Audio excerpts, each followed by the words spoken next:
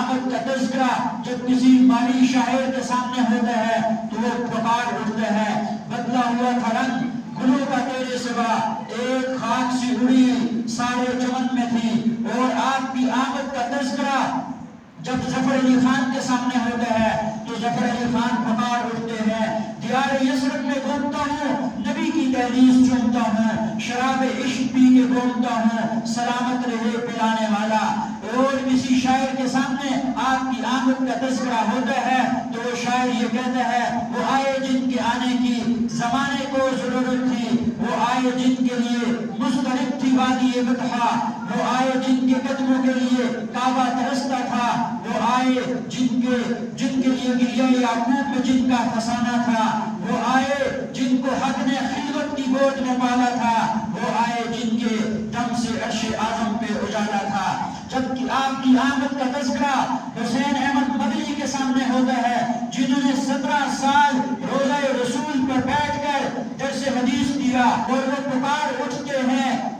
دمکتا رہے تیرے روزے کا منظر، چمکتی رہے تیرے روزے کی جالی، ہمیں بھی عطا ہو وہ شوق ابوذر، ہمیں بھی عطا ہو وہ جذبہ بلالی۔ حضرت حسان بن ثابت کے سامنے جب آپ کی آمد کا تذکرہ ہوتا ہے پکار اٹھتے ہیں، وَأَحْسَنَ مِنْكَ لَمْ تَرَ قَطُّ عَيْنِي وَأَجْمَلَ مِنْكَ لَمْ تَلِدِ النِّسَاءُ خُلِقْتَ مُبَرَّأً مِنْ كُلِّ عَيْبٍ كَأَنَّكَ قَدْ خُلِقْتَ كَمَا تَشَاءُ۔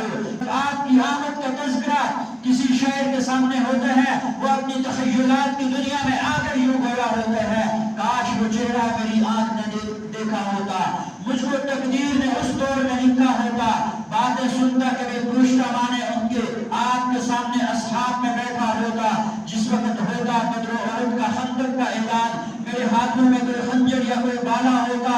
جس وقت کھیلتے بچوں کو وہ لوڑی دیتے، میں بھی اس پیار بڑے جھولے میں جھولا ہوتا۔ اور جس وقت بن کر دعا آقا کی آئے تھے عمر، دیکھتا کیسے ابو جہل تڑپتا ہوتا،